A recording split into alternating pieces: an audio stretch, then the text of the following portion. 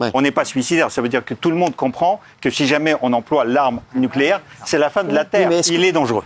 Ouais. Il est dangereux parce qu'il est insignifiant. Il était insignifiant pendant la première partie de sa vie, pendant la moitié de la vie.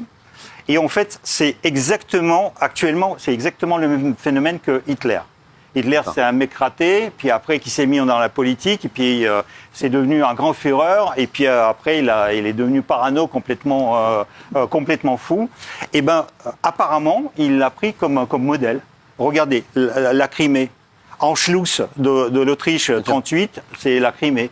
Vous avez les Sudètes, une partie allemande de Tchécoslovaquie, enfin de Tchéquie.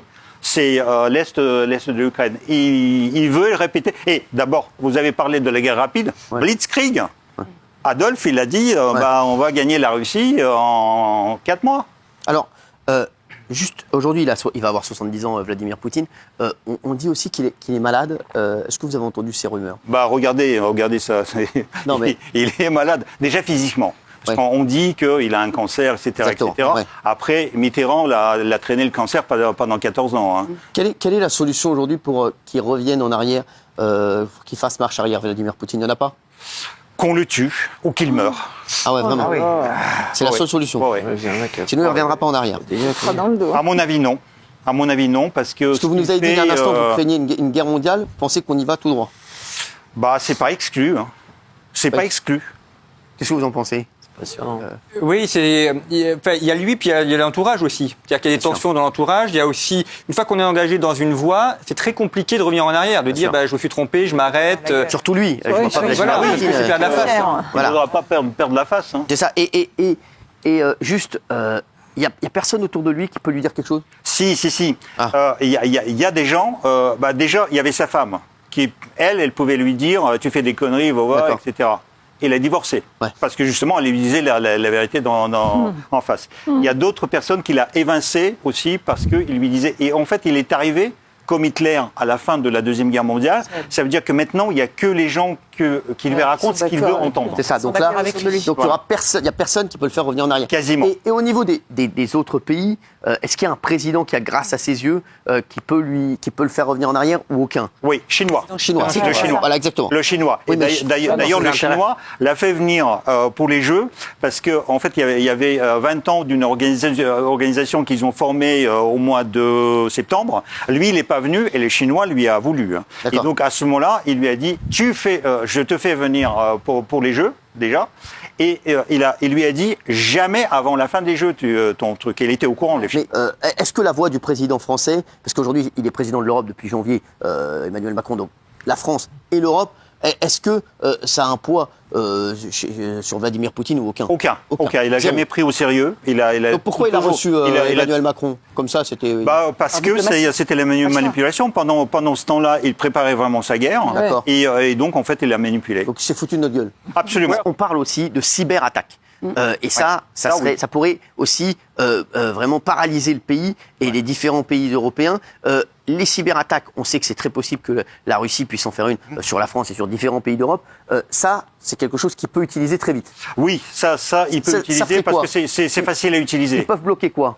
La lumière. Actuellement, tout est géré par ordinateur. Vous avez les centrales nucléaires qui sont gérées par ordinateur. Vous avez nos trains qui sont gérés par ordinateur. Vous avez nos feux rouges qui sont gérés par ordinateur. On peut paralyser tout le pays. Les hôpitaux. Bloquer l'émission TPM2. Tout ce qui est géré par ordinateur, il peut bloquer. Il n'y a plus aucun avion, vous avez plus d'hôpitaux, vous avez plus de trains, plus de bus, rien. Rien ne bouge. Et ça, il peut le faire très vite. Et ça, il peut le faire, malheureusement. Et ça, c'est possible qu'il le fasse. Moi, je pense. Il l'a fait aux États-Unis. Oui, donc il peut le faire. Et aux États-Unis, il l'a fait. Les pays baltes aussi. Ils ont bloqué les hôpitaux des pays baltes et une partie du système bancaire également. C'est ça. Donc ça, il peut le faire. Et ils ont les capacités pour le faire, oui. Et moi, je pense que quand il parle de menace, je pense qu'il parle de ça.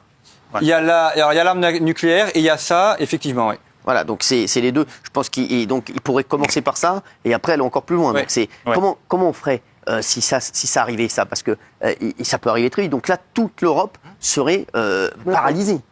Oui. Oui. Le truc, en fait, dans notre KGB, on avait la direction des illégaux. Oui. J'étais dans cette direction-là. Et en fait, on avait un détachement rapide. C'était une centaine d'hommes. avec 100 hommes qui sont bien entraînés, on peut bloquer l'Europe en 2 semaines. C'est incroyable, parce que ça fait peur. Est-ce qu'on est prêt à affronter une cyberattaque en France? Non, parce qu'on ne sait pas ce qui va être attaqué et quelle va être l'ampleur des choses qui vont être attaquées. Vous avez des villes qui ont déjà été attaquées, par exemple pour le service des écoles. Donc on ne pouvait plus inscrire les enfants à la cantine. Et là, ça désorganise complètement une école. Vous avez des hôpitaux qui ont déjà été attaqués, notamment l'hôpital de Nice. Les médias. Et les médias ici. Les médias Donc aussi. comme on ne sait pas ce qui va être attaqué, ni l'ampleur du dégât, ça peut être simplement un site qui ne fonctionne pas pendant quelques heures, ça c'est pas très gênant. Ouais. Si vous avez tout un réseau qui est complètement détruit, eh ben là, ça vous fait beaucoup de temps pour le remettre Et en la place. pire des choses, ils coupent l'électricité, il n'y a plus de Cyril Hanouna. Il a raison. Et c'est une catastrophe nationale. Merci, Sergueï, merci. On pourra se passer. on est bien d'accord. Ça ne sera pas la pire des choses. Juste, Sergueï, ils sont comment les États-Unis avec la Chine? Tout est possible, mais on n'est pas suicidaire quand même. Ouais. On n'est pas suicidaire. Ça veut dire que tout le monde comprend que si jamais on emploie l'arme nucléaire, c'est la fin de la Oui, Terre. mais est-ce que Vladimir Poutine n'est pas suicidaire? C'est ça la question que je vous pose. si, voilà. si, lui, c'est ça le problème.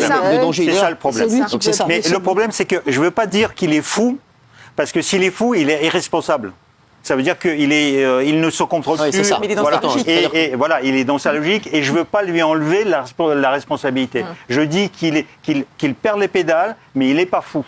D'accord. Donc, mais bon, lui pourrait avoir recours à l'arme nucléaire, comme vous l'avez dit. Il a la moitié de l'arsenal nucléaire de la planète. Ouais, et là, qu'est-ce qui se passerait? La fin du monde. Ouais, c'est vrai. Ouais. La fin du monde. Tout simplement. Il y a pire que Sympa ça. que vous soyez venu ce soir. Non mais attendez. Ah, bah, c'est vrai.